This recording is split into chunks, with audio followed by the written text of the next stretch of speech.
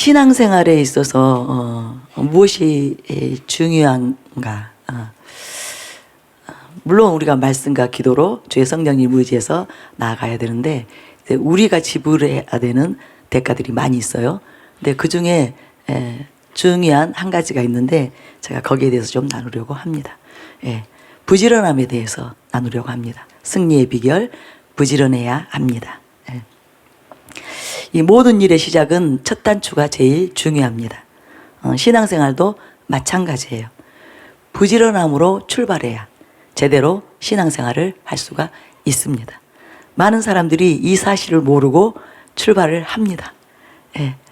신앙생활에 얼마나 그 부지런함이 필요한지, 게을러서는 안 된다는 거, 이 사실을 모르고 신앙생활을 시작해요. 그래서 그들이 많은 손해를 보게 됩니다. 열심을 내어 나아가야 되는데 이전에 그 살았던 구습대로 게으름으로 이제 신앙생활을 하려고 하다 보니까 정말 이게 이제 힘들어지는 거예요. 본인이 예상한 거하고 생각한 거하고 신앙생활이 다른 거예요. 그래서 많은 사람들이 도중하차를 하게 됩니다. 근데 이제 이 사실을 만약에 알고 시작한다면 신앙생활을 제대로 하기 위해서는 부지런해야 된다.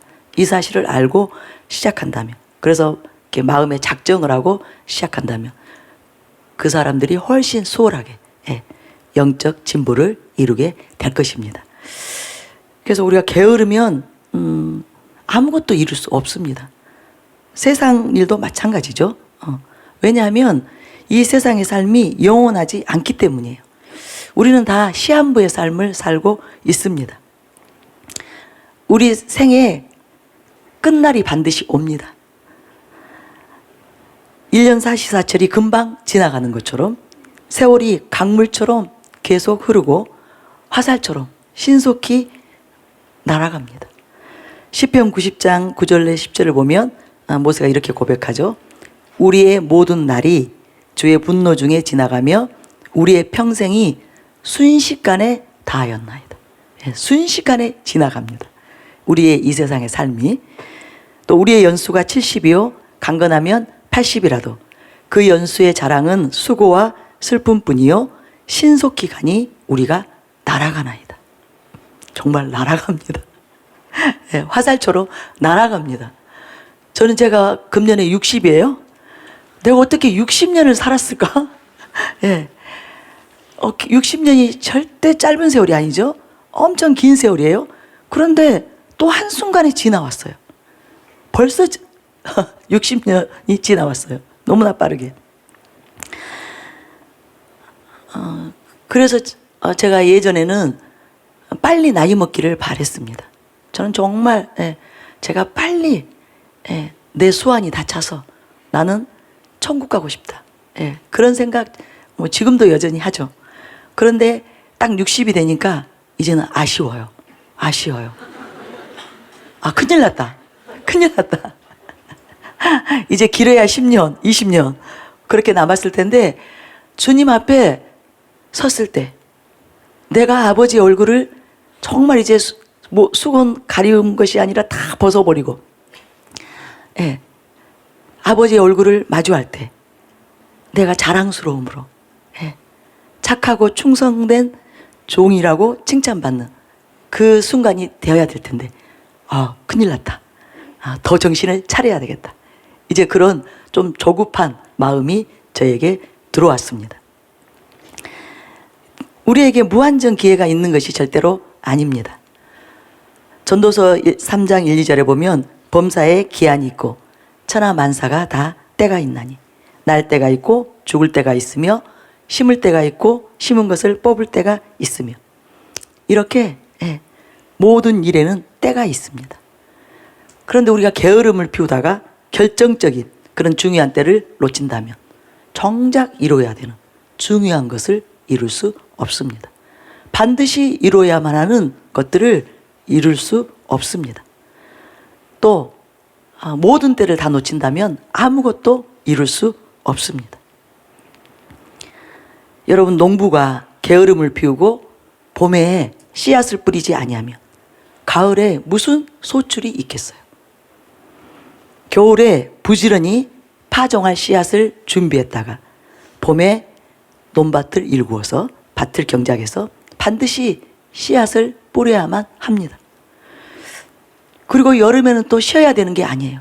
여름 내내 잡초와 벌레를 제거하고 가뭄이 오면 물을 퍼 나르고. 저도 어렸을 때 저희 집에서 농사를 지었어요. 가뭄이면 비상이 걸립니다. 예. 뭐 일하는 일꾼들도 마찬가지고 저희 부모님들도 밤잠을 못 주무세요. 물을 이렇게 대로 논에다 이렇게 물을 대어주는 저수지에서 이제 물을 받아가지고 그것을 하느라고 그렇게 전 식구가 가족이 비상령이 내려집니다. 물론 저 아이들은 예였지만 그렇게 수고를 해야 됐어요. 또 비바람에 넘어가지 않도록 지지대를 세워줘야 되고 또 때로 땡볕이 나면 가림막을 해줘야 되는 그런 또 채소나 이런 것들이 있죠. 농작물들이 있죠. 또 그걸 해줘야 됩니다. 그래서 밤낮 쉴 틈 없이 일해야 가을에 풍성한 소출을 얻을 수 있습니다. 풍성한 그 알곡들을 추수할 수 있습니다. 근데 세상 일이나 영적인 일이나 동일하게 게으른 자는 정작 얻어야 될 그것들을 얻지 못합니다.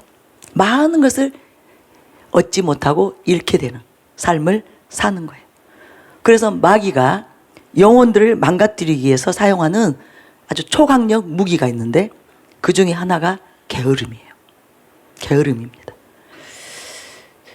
우리 이곳에 지금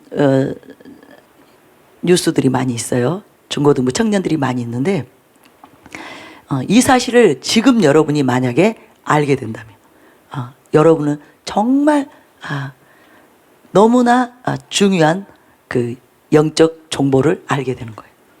마귀의 계계를 알게 되는 거예요. 특별히 저는 현대인들에게 마귀가 게으름, 이 게으름을 무지막지하게 집어 넣어줘서 인생을 망치는, 그들의 삶을 망치는, 특별히 또 믿는 자들의 신앙생활을 그르치게 하는, 도중 하차하게 하는 그 계계를 제가 봅니다. 옛날에는 이렇게까지 사람들이 게으르지 않았어요. 여러분은 그런 생각 안 하시나요? 이제 워낙 이제 우리나라가 농경 문화에 있었기 때문에 다 농사를 짓고 또 가난했죠. 그래서 바쁘게 일해야만 살 수 있었잖아요. 그래서 뭐 다 부지런했죠. 아이들도 다 집안일을 거들여야 되고. 그래서 게으름이 그렇게 이렇게 만연해 있지는 않았습니다. 그런데 이제 산업화되면서 잘 살게 되면서 경제적으로 풍요하게 되고 이제는 뭐 그 농경 생활이 아니죠. 그러다 보니까 얼마나 그 게으른 뭐 남녀노소 막론하고 게으름으로 이렇게 인생을 망치는 사람들이 널려 있어요. 여러분 가만히 한번 여러분 주변을 한번 돌아보세요. 우리 자신도 마찬가지지만 가족들 가운데도 또 우리가 알고 있는 이웃들 가운데도 얼마나 게으른 사람들이 많은지. 아주 게으름으로 태만으로 나뒹구는 사람들이 너무 많아요. 게을러서 직장 못 다닌 사람 제 주변에도 많이 있습니다. 게을러서 돈 못 버는 사람 너무 많아요. 게을러서 아무것도 이루지 못한 그런 패배자들이 너무나 많습니다. 그래서 이 게으름이 사소한 일이 아니에요. 사탄이 전략적으로 이 시대의 영혼들을 무너뜨리려고, 이 시대의 크리스찬들을 멸망으로 이끌려고 쓰는 전술 중에 하나가 게으름이라는 거예요. 그래서 우리가 게으름과 싸워야 돼요. 싸워야 됩니다. 그리고 반드시 승리해야 됩니다. 여러분, 성공한 사람 가운데 게으른 사람들이 있던가요? 저도 간증 듣는 걸 참 좋아해요. 그래서 이제 기회가 되는 대로 많은 그 명사들의 간증도 듣습니다. 지금 이 시대 가운데 성공했다는 사람들, 대표적으로 우리 이희돈 장로님, 그죠? 모르시나이까? 예, 궁금하면 한번 쳐보세요. 인터넷 검색을 해보세요. 예, 그런 간증들을 들어보면 그런 분들 가운데 게을렀다는 사람이 없어요. 예, 이해가 안 갈 정도로 예, 분초를 다투고 부지런하게 살아온 분들이, 예, 그들이 성공 가도를 달리고 있다는 것을 발견하게 됩니다. 자기가 게을렀는데 내가 성공했다. 어느 날 보니까 내가 성공했더라. 이런 일은 없습니다. 또 적어도 자기가 정말 좋아하는 일, 자기가 하고 싶은 일, 그 일을 게을리 했는데 성공했다. 이런 사람 없어요. 사람에 따라서는 어느 부분에 있어서는 게으를 수 있어요. 근데 정작 자기가 하고 싶고 좋아하는 일에 성공한 사람들의 특징은 적어도 그 일에 대해서만은 엄청 부지런한 거예요. 열심을 낸 거예요. 여러분, 성경에는 데살로니가 후서 3장 10절에 보면 누구든지 일하기 싫거든 먹지도 말게 하라. 하나님은 게으른 자를 좋아하시지 않습니다. 게으름을 기뻐하지 않습니다. 하나님 자체가 부지런하신 분이에요. 정말 바지런하신 분이에요. 밤낮 쉬지 않고 일하시는 이 하나님의 속성 가운데 하나가 부지런함이기 때문에 하나님은 게으른 것을 기뻐하지 않으세요. 우리가 정말 하나님을 기쁘시게 해드리기를 원한다면 하나님이 싫어하시는 것이 무엇인가를 알아야 돼요. 하나님께서 근심하는 일이 무슨 일인가를 알아야 돼요. 우리가 게으름에 빠질 때 하나님은 걱정하십니다. 모든 부모들도 다 마찬가지일 거예요. 자녀가 게으름에 빠져 있을 때 너무 속상하죠. 너무 마음이 상하잖아요. 하나님도 마찬가지예요. 우리가 부지런하면 많은 것을 얻을 수 있는, 이룰 수 있는데, 해낼 수 있는데, 가질 수 있는데, 누릴 수 있는데, 게으름 때문에 그 엄청난 것들을 하나님께서 마음껏 부어주시기를 원하시는, 그래서 다 우리에게 이미 유업으로 주신 것들을 자기가 게을러서 열심을 내지 않아서 얻지 못하고 가지지 못하고 그걸 누리지 못할 때 얼마나 마음이 상하시겠어요. 잠언 13장 4절에 게으른 자는 마음으로 원하여도 얻지 못하나 부지런한 자의 마음은 풍족함을 얻느니라. 영적 삶에 있어서도 정말 부지런한 자들이 영적인 모든 좋은 것들을 넉넉히 받아 풍족하게 누립니다. 여러분, 우리 주변에 보면 동의가 되시죠? 정말 열심히 부지런히 신앙생활하는 사람들, 그것도 바르게 제대로 부지런히 말씀과 기도로 하나님을 찾는 사람들, 열심히 수고하고 열심히 봉사하고 희생하고 섬기는 사람들, 그들에게 하나님의 은총이 임하잖아요. 하나님의 영광이 풍성하게 주어지잖아요. 그들은 하나님의 부요, 하나님의 윤택함으로 풍성한 삶을 살잖아요. 그래서 게으른 자는 마음으로 원하여도 얻지 못하지만 부지런한 사람들은 그 풍족함을 얻게 되는 것입니다. 잠언 6장 6절부터 11절의 교훈을 한번 잘 들어보시기 바랍니다. 게으른 자여, 개미에게 가서 그가 하는 것을 보고 지혜를 얻으라. 개미는 두령도 없고 감독자도 없고 통치자도 없으되 먹을 것을 여름 동안에 예비하며 추수 때에 양식을 모으느니라. 게으른 자여, 내가 어느 때까지 누워 있겠느냐? 내가 어느 때에 잠이 깨어 일어나겠느냐? 좀 더 자자. 좀 더 졸자. 손을 모으고 좀 더 누워있자 하면 내 빈궁이 강도같이 오며 내 곰핍이 군사같이 이르리라. 여러분 아침마다 좀 더 자자, 좀 더 졸자, 이거 안 싸우십니까? 예. 저도 때로 너무 피곤할 때 또 일찍 잠들지 못하고 새벽녘까지 이제 못 잘 때 참 많습니다. 아침에 이제 일어나야 돼요. 그런데 정말 제 몸이 좀 더 자자, 좀 더 졸자예요. 그런데 그것을 여러분이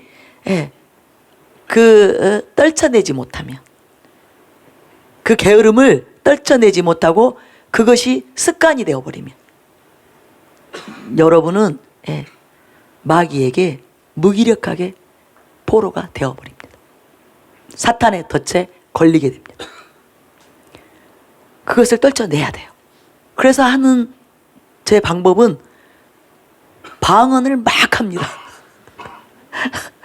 방언을 계속 해요. 조울조울 하면서 막 해요. 하다 보면 어느 순간에 정신이 번쩍 납니다. 이제 영이 일깨워져요. 그래서 영이 깨어나면서 이제 이 마음과 육체에도 이제 힘이 들어가는 소생이 되는 그 피곤으로부터 또 쉬고 싶은 마음, 그 게으른 마음으로부터 이제 이렇게 벗어나게 됩니다. 그래서 주님을 부르고 방언을 하면서 씨름을 하는 거예요. 근데 여러분 계속 빠져들면 큰일 납니다.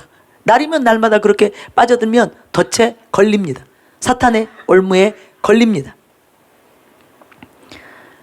그런데 우리가 정말 우리 안에 성령님이 계시기 때문에, 하나님의 생명이 있기 때문에 게으름을 이기고자 했을 때 우리로는 그것을 다 이길 수 없어요. 게으름도 세력이에요. 이 마귀가 주는 세력이에요. 강력한 어떤 세력이에요. 육신의 세력이에요. 그런데 그것을 여러분이 싸우려고 하지 말고 저처럼 그렇게 주님을 의지하셔서, 성령님을 의지하셔서, 그래서 은혜로 이겨내면 정말 아주 초월적인 그런 그 어떤 하나님의 그 힘이, 하나님의 그 생명의 기운이 임합니다. 그래서 정말 비상시에는 하루에 1시간 반 내지 2시간을 자고도 뭐 1년 몇 개월 갑니다. 전 그것을 몇 번을 경험했어요. 저희 딸이 그렇게 고3 때 1년간 거의 1시간 반 내지 2시간을 자면서 그 입시를 다 준비하더라고요. 안 죽고 살았어요. 지금까지 잘 살아 있습니다. 그리고 저도 신앙생활 그 훈련 받을 때 제가 늘 말씀드렸듯이 하루에 서너 시간, 그렇게 거의 25년, 소원이 잠 한 번 푹 잡았으면. 그리고 특별히 또 저희가 담임 목사님 이제 그 서울로 막 오셔서 새벽 기도 하실 때가 있었어요. 약 1년 6개월인지 하셨어요. 오전 중보로 바뀌기 전에. 그때 거의 저하고 김경훈 집사님이 1시간 반, 2시간, 많이 자면 3시간. 그런데 멀쩡했어요. 멀쩡했어요. 그래서 우리가 마음먹기에 달려있다는 것, 또한 주님을 의지하며 능히 게으름을 물리칠 수 있다는 것, 이 육체의 한결을 이겨낼 수 있다는 것. 그래서 여러분 속지 마시고, 내가 이렇게 잠 못 자면 죽으면 어떡하지? 안 죽어요. 절대 안 죽어요. 병 들면 어떡하지? 하나님의 생명이 임하기만 하면, 하나님이 치유의 권능으로, 치유의 기름 부음으로 모든 세포 하나하나에 그 권능을 부으시면 순식간에 다시 또 회복되는 거예요. 저 멀쩡하게 회복되었잖아요. 진짜 조금 전에 가슴 철렁 그것만 없었으면 여기 앉아서 제가 얼마나 놀랄게요. 없었으면. 그래서 여러분 속지 마세요. 우리는 병사들이에요. 저와 여러분은 병사들입니다. 그리고 신앙의 경주를 하는 경주자들이에요. 그런데 우리가 게으르다, 이거는 있을 수가 없는 일입니다. 전쟁에서 패배하는 거예요. 경기에서 지는 거예요. 큰일 납니다. 제가 예전에 그 진짜 사나이 그 프로를 봤다고 했죠. 요즘 하는지 안 하는지 모르지만요. 예. 보니까 군인들 그 군기 잡는 첫 번째 전술이 게으름을 박살내는 거더라고요. 예. 계속 굴린다 그러죠. 계속 굴려요. 굴려가지고 게으름을 떨쳐내게, 이 게으름을 완전히 다 빠져나가게 하더라고요. 근데 그거 정말 중요합니다. 그 반드시 필요해요. 그래서 저는 정말 우리 성도님들을 한번 그렇게 하고 싶어요. 게으름을 초전 박살내는 그 군사훈련을 한번 하고 싶어요. 전 성도가 갔으면 좋겠어요. 입대했으면 좋겠어요, 우리. 특별히 우리 10대들 게으르면 군대 자원에서 가세요. 게으름을 떨쳐내야 영적인 삶이나 육적인 삶이나 승리할 수 있습니다. 여러분이 원하는 것들을 이룰 수 있습니다. 이 게으름의 끝이 어떻게 되는지 아세요? 잠언 19장 24절에 보면 게으른 자는 자기의 손을 그릇에 넣고서도 입으로 올리기를 괴로워하느니라. 자기의 손을 그릇에 넣고도, 그래서 음식을 잡고도 이걸 입으로 올리기를 괴로워해요. 이게 사람이 아니죠.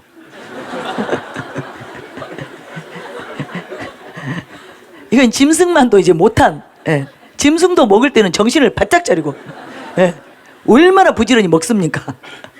살기 위해서 사냥을 해서, 마파람에 개눈 감춘다 그러죠. 먹잖아요. 그런데 사람이 게을러지면 거기까지 가는 거예요. 이건 사람이 아니라 마귀예요. 사탄이에요. 여러분, 게으름을 떨쳐내지 못하면, 게으름과 싸워서 이기지 못하면 이 마귀가 게으름의 세력을 가지고 우리를 공격할 때 그것을 허용하고 거기에 붙잡히게 되면 큰일 납니다. 실제로 그런 사람들 정말 많아요.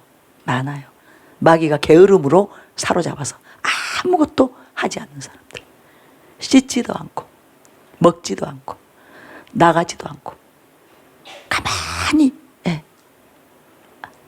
방에만 앉아있는, 구석에 틀어박혀 있는, 그래서 그 인생을 파멸로, 멸망으로 이끌어가는 그런 일이 너무나 많습니다. 그래서 여러분 부지런하시기 바랍니다. 저는 특별히 우리가 왜 저에게 이렇게 말씀하시는지는 모르겠지만 이제 어떤 부분에 있어서 우리가 부지런해야 되는가. 그런데 가정을 책임지는 일에 있어서 부지런해야 됩니다. 남편들도 마찬가지고 아내들도 마찬가지. 왜냐하면 너무나 많은 가정들이 무너지는데 그중에 이 가장들의 게으름, 남편과 아내, 부모들의 게으름, 무책임함, 이것 때문에 너무나 많은 가정들이 무너지고 자녀들이 큰 피해를 입고 희생이 되기 때문에 가장들은 부지런해야 돼요. 부모들은 부지런해야 됩니다. 남편도 마찬가지고 아내도 마찬가지예요. 가정을 책임지고 자녀를 돌보는 일에 게으른 것, 이것은 악한 것입니다. 이것은 하나님께서 정말 미워하시는 일이에요. 싫어하시는 일이에요. 이것을 명심해야 됩니다.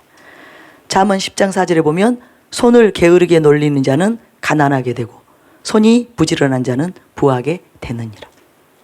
여러분이 부지런히 일해서 가정의 궁핍이, 가난이 찌들지 않도록 해야 됩니다.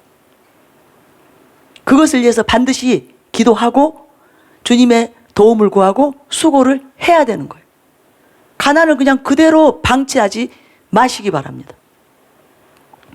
하나님이 어떤 그 뜻을 가지고 연단하는 기간이 있죠. 그리고 또 자처해서 자기가 스스로 하나님의 나라를 위해서 다 헌신하기 때문에 어떤 그 가난의 때가 있기도 합니다. 그런 거 말고 자기가 무책임하기 때문에 게을러서 부지런히 손으로 일하지 않아서 가정의 가난이 끊어지지 않는, 가난의 그 문제가 해결되지 않도록 하는 것, 이것은 잘못된 거예요. 잘못된 것입니다. 반드시 이 문제에 대해서 부모들은 책임의식이 있어야 돼요. 가정의 행복을 위해서, 자녀들의 행복을 위해서, 그 후손들의 행복을 위해서 부지런히 자기 어떤 그 가지고 있는 그런 그 재능대로, 그런 은사들, 기술들을 가지고 열심히 살아야 됩니다. 욥기 24장 5절에 보면 그들은 거친 광야에 들나귀 같아서 나가서 일하며 먹을 것을 부지런히 구하니 빈들이 그들의 자식을 위하여 그에게 음식을 내는구나. 특별히 가장들은 명심하시기 바랍니다. 여러분들이 수고해서 가족들이 먹을 것이 있도록 해야 됩니다. 가족들의 필요가 채워지도록 해야 됩니다. 자녀들의 필요가 채워지도록 해야 됩니다. 기도하셔야 돼요. 간절히 기도하시고 은혜를 구하시기 바랍니다. 그래서 반드시 적어도 우리가 뭐 쌓아놓고 살고 그런 삶을 살라는 것이 아니라 필요를, 가족들의 필요, 자녀들의 필요가 채워지는 그 삶을 여러분이 책임지셔야 돼요. 반드시 그렇게 하시기 바랍니다. 또 잠언 31장 10절에서 16절을 보면 아내들에게 해당되는 부분인데요. 우리 한번, 여기 아내들이 많기 때문에, 미래의 아내들도 많기 때문에 같이 한번 읽겠습니다. 시작. 누가 현숙한 여인을 찾아 얻겠느냐? 그의 값은 진주보다 더하니라. 그런 자의 남편의 마음은 그를 믿나니 산업이 핍절하지 아니하겠으며, 그런 자는 살아있는 동안에 그의 남편에게 선을 행하고 악을 행하지 아니하느니라. 그는 양털과 삼을 구하여 부지런히 손으로 일하며 상인의 배와 같아서 먼 데서 양식을 가져오며 밤이 새기 전에 일어나서 자기 집안 사람들에게 음식을 나누어 주며 여종들에게 일을 정하여 맡기며 밭을 살펴보고 사며 자기의 손으로 번 것을 가지고 보도원을 일구며. 그 이후로도 계속 나와요. 반드시 집에 가서 여러분 다 잠언 31장을 읽어보시기 바랍니다. 아내들도 그러면 게을러도 되는가? 절대로 아닙니다.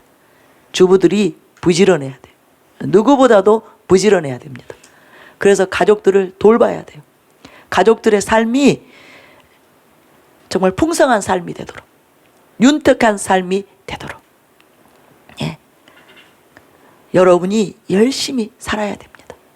근데 요즘 정말 문제들이 심각하죠. 남편이 남편 노릇 하려고 하지 않고, 아내가 아내 노릇 하려 하지 않고, 그래서 자식들을 방치해버리고 너무나 무책임하게 아주 사악한, 더군다나 이 가족들 존속 살해가 막 일어나는 이런 세상 가운데 있어. 그래서 더욱 믿는 자들이 정신을 차려야 됩니다. 믿는 아내들이 정신을 차려야 됩니다. 남편들이 정신을 차려야 됩니다. 그래서 가정을 지켜야 돼요. 가족들을 지켜야 됩니다. 자녀들을 지키고 보호해야 할 의무가 있는 거예요. 저와 여러분에게 왜 그 자녀를 맡겼습니까? 하나님을 대신해서 자녀를 양육하라. 하나님 아버지의 그 심장으로, 그 사랑으로, 그 긍휼과 자비로 자녀를 알듯이 보살피라고. 그래서 그들로 하여금 부모를 통해서 하나님을 볼 수 있도록, 하나님의 형상을 볼 수 있도록, 여호와의 영광을 대면하여 하나님을 경외하는 자들로 자라나게 하라고. 저와 여러분에게 자녀를 주신 거예요. 우리에게 자녀를 주신 거예요. 그런데 하나님이 얼마나 열심히 저와 여러분을 돌보십니까? 그렇지 않나요? 성령님이 얼마나 저와 여러분을 위해서 많은 수고를 하십니까? 우리 안에 계시면서 한시도 우리를 떠나지 아니하고 우리를 지켜 보호하고 우리를 도우시잖아요. 부모는 마땅히 그래야 되는 거예요. 하나님 아버지를 대신해서 자녀를 그렇게 돌봐야 되는 거예요. 그런데 여기에 대한 책임 의식이 갈수록 희박해지는 거예요. 세대가 악해지면서 이 의식이 점점 희미해지는 거예요. 그래서 상상할 수 없는 일들이 가정에서 일어나고 있습니다. 아이들이 굶고 있고 학대를 당하고 살해를 당하고 완전히 마귀 세상이에요. 이때 누가 빛이 되어야 되겠는가? 누가 소금이요 빛으로서 이 시대의 가정들이 살아나도록, 이 시대의 가정들이 본을 받도록 해야 되겠는가? 바로 믿는 자들이에요. 믿는 자들이에요. 믿는 자의 가정이 모범이 되어서 가정이 무엇인지를 지금은 보여줘야 됩니다. 행동으로 말을 해야 됩니다. 이 진리의 빛을 비추어야 되는 거예요. 근데 여기에 우리 믿는 자들까지도 그런 책임 의식이 없는, 그러면서 가정 돌보지 않으면서 기도한다, 봉사한다, 맨날 집회 다닌다. 이건 문제 심각한 겁니다. 이건 문제 심각한 거예요. 그래서 제가 항상 그런 말씀 드리죠. 집회 전에 한 1주, 2주 전부터 집안일을 다 해야 되는 거예요. 여러분들이 할 바를 다 해놔야 되는 거예요. 가족도 먹을 거 다 해놔야 되는 거예요. 가족들이 불편하지 않도록 하셔야 돼요. 아멘. 네. 그래야 가족들이 여러분이 집회 가면 오히려 더 좋아하죠.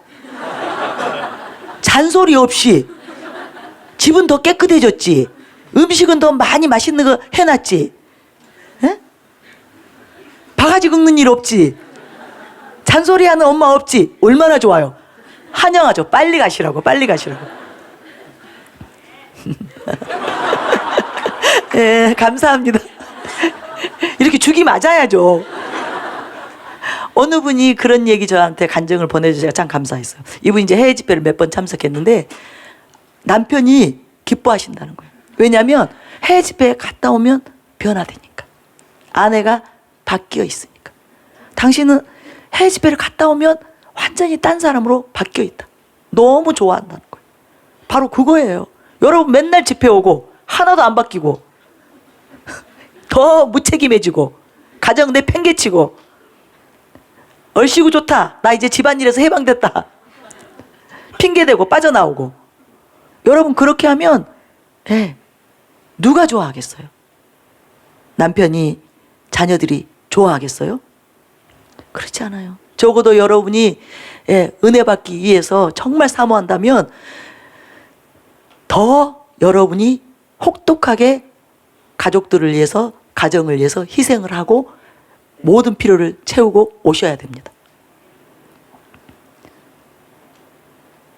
저도 예전에 이런 집회에 가기 위해서 한 2주 전부터 온 집안일을 다 청소하는 거예요. 구석구석을 더 바짝바짝 빛이 나도록. 평소에도 제가 청소 잘했지만 더 하는 거예요. 그리고 먹을 거 다 없는 동안에 하나도 어려움이 없도록 냉장고 다 챙겨놓고 그렇게 다 준비하고, 그래서 덕이 되게 하고, 그렇게 은혜 받는 그 생활을, 신앙생활의 그 훈련받는 그 시간을 보내왔어요. 그래서 잠을 못 잔 거예요. 왜 잠이 그렇게 모자랐겠어요? 남보다 더 많이 하나님을 예배드리고 싶고 말씀 읽고 싶고 기도하고 싶은데 내가 가정주부로서 해야 할 바를 해야 되기 때문에, 덕이 되어야 되기 때문에 새벽부터 일어나서 다 청소하는 거죠. 하나도 흐트러짐이 없이 해야 저는 집을 나갔어요. 정말 책 하나 뭐 하나 이렇게 떨어져 있는 것이 없이. 오히려 저는 이제 저를 도와주는 이제 집사님이 이제 집안 살림을 하게 된 그때가 저희 집이 더 엉망이에요. 지금이 더 엉망이에요. 제가 살림할 때는 흐트러짐이 없었어요. 집에 딱 들어가면 모든 것이 제자리에 있었어요. 여러분 그렇게 하셔야 돼요. 여러분이 집에 가사 도우미를 두시고 도움을 받는다면 몰라도 적어도 여러분이 책임자라면, 여러분이 하지 않으면 할 사람이 없다면, 여러분이 청소하지 않으면 할 사람이 없고, 여러분이 반찬을 만들지 않으면 할 사람이 없다면 여러분이 하셔야 되는 거예요. 앞으로 이제 그거 안 한 사람 못 와. 집회 못 옵니다. 이제 남편 동의서 받아야 이제 올 수 있어요, 집회. 우리 아내는 자격이 충분합니다. 네. 목사님 참석하도록 허락해 주세요. 그런데 남편이 우리 아내 절대 안 됩니다. 못 오게 하세요. 그러면 못 오게 할 거예요. 진짜 이거 농담이 아니에요. 하나님이 기뻐하지 않는데 여러분이 은혜를 받겠습니까? 하나님이 여러분이 열심히 쫓아다닌다고 해서 여러분을 쓰시겠나요? 아니에요. 하나님은 속지 않으십니다. 지식의 하나님이에요. 우리의 행동을 달아보시는 지식의 하나님이에요. 절대로 속지 않으십니다. 부지런히 열심히 여러분이 책임지고 있는 그 일에 대해서 최선을 다하셔야 돼요. 하나님이 합격해야 돼요. 불합격 안 돼요. 여러분 다 점수 매겨지고 있다는 거 아세요? 채점되고 있는 거 아세요? 우리의 하루하루가, 우리의 순간순간이 다 점수가 매겨지고 있어요. 예전에 저희 신장로님이 그 꿈을 꾸셨잖아요. 이문동에서 부흥이 일어났을 때. 하루는 꿈을 꾸는데 이문동 멤버들 전체 그 이름이 제일 위에 있고 그 밑에 점수들이 다 적혀 있더라고요. 본인 이름도 있고, 신장로님 본인 이름도 있고 본인 점수도 있었는데 본인이 중간이었다는 거예요. 그래서 충격받으셨다. 여러분 어디입니까? 상위권입니까? 중위권입니까? 하위권입니까? 하나님의 저울, 하나님의 저울에 달리면 다 드러납니다. 여러분 정신 차리셔야 돼요. 그냥 집회에 막 모여있다고 해서, 여러분 여기저기 설치고 다닌다고 해서 여러분이 하나님의 사람들로 세워지는 것이 아니에요. 하나님이 쓰시는 하나님의 일꾼이 되는 것이 아니에요. 여러분이 하루하루 시간 하나님의 저울에 달리고 하나님의 그 자와 저울 그 기준이 있는데 거기에 합격이 되셔야 돼요. 그래서 여러분의 할 바를 정말 여러분 최선을 다해서 하시기 바랍니다. 부지런히 열심을 내서 가족들을 돌보시기 바랍니다. 자녀들을 돌아보시기 바랍니다. 그래야 하나님께서 여러분을 쓰시는 거예요. 저는 계속 그런 가정이었어요. 이제 됐다. 이제 그 일은 합격이다. 이제 다른 사람에게 넘기고 너는 또 다음 그 과제를 내가 너에게 줄 테니 그것에 또 전심해라.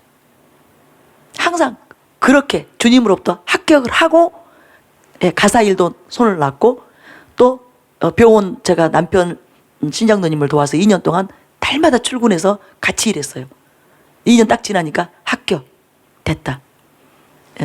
제 역할을 충분히 했다는 거예요. 아내로서 이제 처음 병원을 개원하셔서 힘드신데 신장로님을 충분히 도왔다는 거예요. 그래서 이제 다시 그 일은 수독하고 다시 또 훈련받아요. 그래서 수독하고 또 훈련받은 거예요. 그래서 병원에서 제가 근무할 때도 누구보다도 저는 쉬지 않고 병원 이곳저곳을 돌아봤어요. 직원들이 가고 나면 혼자 구석구석 다 청소했어요. 정말 손으로 화장실이고 뭐 이거 다 제가 다 그거 한 거예요. 그건 제가 아내로서 제가 해야 될 역할을 한 거예요. 여러분이 하나님이 합격이라고 하지 않았는데 여러분 마음대로 주부 졸업합니까? 가사 일 졸업합니까? 아니잖아요. 하나님께서 하실 때는 그 일을 책임질 사람을 하나님께서 이제 다른 사람으로 대체해 주시고 그리고 그걸 놓으라고 하세요. 근데 무책임하게 할 사람이 없는데 여러분 보고 그만두라고 합니까? 어떤 사람 자기 마음대로 졸업해요. 주부를. 네, 그거 아니에요. 여러분 꼭 명심하시기 바랍니다. 정신을 차리시기 바랍니다. 예. 그래서 양심이 찔리거든 다음 집회 못 와요. 여러분, 예. 다음 집회 못 옵니다. 오시려면 적어도 1주 전, 2주 전에 집안일을 다 하시기 바랍니다. 가족들이 불편하지 않도록 그렇게 하시기 바랍니다. 예. 신앙생활도 마찬가지죠. 로마서 12장 11절 오늘 본문 말씀이었는데요. 부지런하여 게으르지 말고 열심을 품고 주를 섬기라. 예. 이 부분에 대해서는 평소에 많이 나눴기 때문에 그냥 넘어가겠습니다. 또 자녀에게도 부지런히 말씀을 가르쳐야 됩니다. 신앙을 전수시켜야 돼요. 신명기 6장 6절부터 7절이죠. 오늘 내가 내게 명하는 이 말씀을 너는 마음에 새기고 내 자녀에게 부지런히 가르치며 집에 앉았을 때든지 길을 갈 때든지 누워 있을 때든지 일어날 때든지 이 말씀을 강론할 것이며. 여러분, 자녀들의 그 신앙생활에 대해서 여러분들이 책임을 지셔야 됩니다. 적어도 이들이 성인이 되기 전까지는 스스로 신앙생활을 독립적으로 해나갈 수 있는 그 성인이 되기 전까지는, 그 이후에도 물론 부모로서 당연히 돌아봐야 되겠지만 적어도 미성년자들은 책임을 지셔야 돼요. 여러분이 가르쳐야 돼요. 말씀을 가르쳐야 돼요. 신앙생활을 가르쳐야 돼요. 모범을 보이시면서. 자녀는 내팽개치고 나만 열심히 신앙생활하고, 이거는 합당하지 않습니다. 하나님이 기뻐하지 않습니다. 이 일에도 게을러서는 안 됩니다. 자녀의 영혼을 위해서, 영혼을 내가 맡았다는 것, 하나님이 나에게 책임지어 주셨다는 것, 그래서 자녀들의 영혼이 하나님 앞에서 바르게 세워지도록, 그들이 하나님의 생명 안에 있도록, 그들이 절대로 멸망을 받지 않도록, 세상적인 자녀들이 되지 않도록, 세속에 물들지 않도록 여러분이 그 자녀들을 부지런히 말씀으로 가르쳐야 돼요. 이 일을 게을리해서는 안 됩니다. 저도 어렸을 때 가정 예배 드리고 아이들하고 말씀 읽고 같이 어디 가게 되면 부지런히 하나님의 하나님에 대해서 이렇게 가르치는, 말씀을 가르치는. 제일 좋은 것은 예배의 자리에 항상 같이 가면 그 아이들이 항상 말씀 듣잖아요. 아이들끼리 놀아라 이게 아니라 항상 데리고 다녔어요.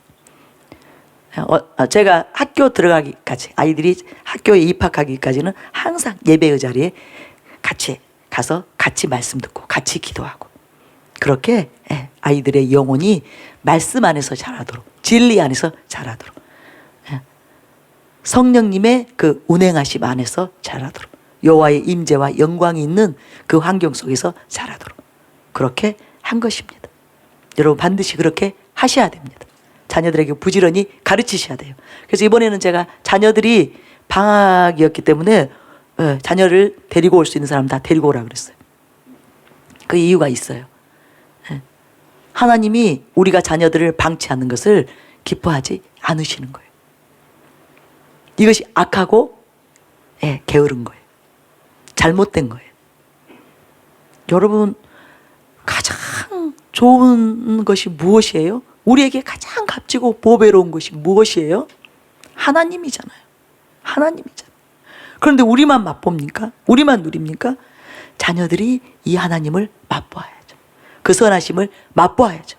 그 은혜 안에서 강하게 자라나야죠. 그래야 세상을 이기죠. 죄를 이기죠.